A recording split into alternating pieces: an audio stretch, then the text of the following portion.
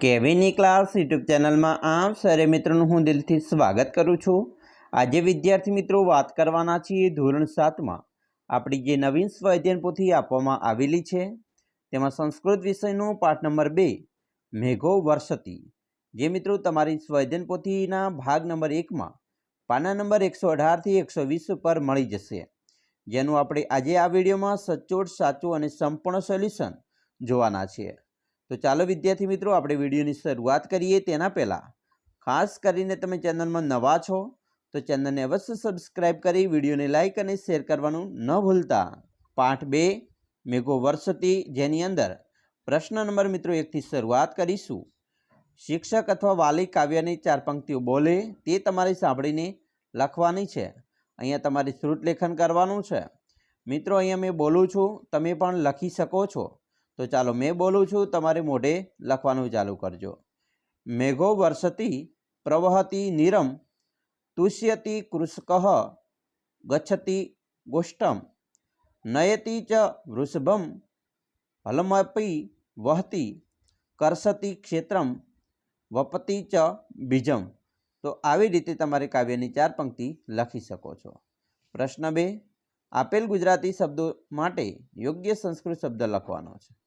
જેમ કે પાણી તો એનું નિરમ થાય, એવી રીતે ખેડૂત તો કૃષકઃ થાય, પશુઓનો વાડો તો ગોષ્ઠમ, અનાજ તો સસ્યમ, બળદ તો વૃષભઃ ને પુષ્કળ તો પ્રકામમ। હવે આપણે પ્રશ્ન 3 આપેલો ગદ્યખંડ છે એનોમાંથી ઉદાહરણ મુજબ અન્ય ક્રિયાપદો શોધીને લખવાના છે।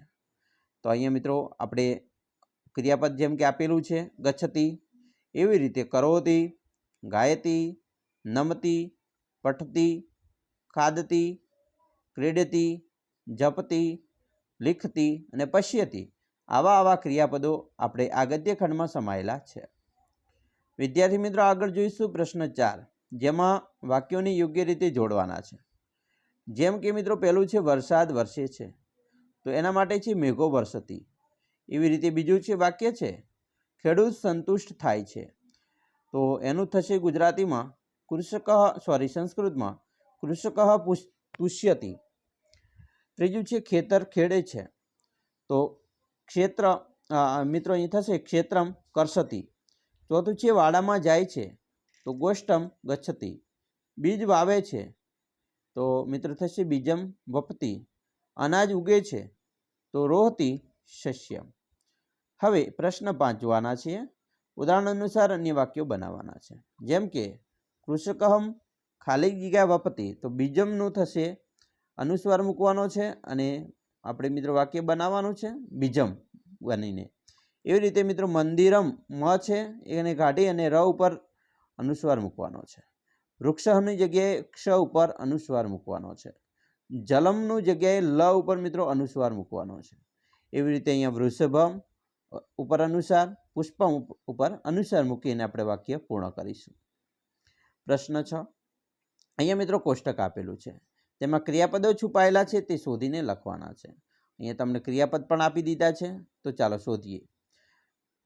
જો તમે એ જોઈ શકો છો, પહેલું છે વપતિ, પછી કર્ષતિ, રોહતિ, તુષ્યતિ, ભવતિ, વર્ષતિ, પ્રવહતિ અને ફલતિ।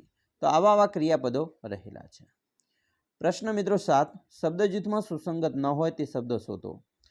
અહીંયા મિત્રો તમે જોઈ શકો છો મેઘઃ, મેષ, કૃષકઃ અને ગોષ્ઠમ, પરંતુ અહીંયા તુષ્યતિ છે એ અલગ પડે છે। એવી રીતે અહીંયા વહતિ અલગ પડે છે, મેષઃ અલગ પડે છે, વપતિ, કૃષકઃ અને ખાદતિ, આવા શબ્દો અલગ પડે છે અને એને આપણે મિત્રો ચોરસ કર્યું છે તેના પર। પ્રશ્ન 9, કોઈ પણ એક સુભાષિત લખવાનો છે। ચાલો મેં સુભાષિત બોલું, તમે લખી શકો છો। શુભમ કરોતુ કલ્યાણમ આરોગ્યમ ધન સંયદમ શત્રુ બુદ્ધિ વિનાશાય દીપજ્યોતિર નમસ્તુતે। તો આવી રીતે વિદ્યાર્થી મિત્રો તમે સુભાષિત પણ લખી શકો છો। વિદ્યાર્થી મિત્રો આ વાત કરી આપણે તમારા પાઠ નંબર 2 સંસ્કૃતના સંપૂર્ણ સોલ્યુશનની। આવા જ વિડીયો જોવા માટે આપણે ચેનલને મિત્રો અત્યારે સબસ્ક્રાઇબ કરી વિડીયોને લાઇક અને શેર કરવાનું પણ ન ભૂલતા।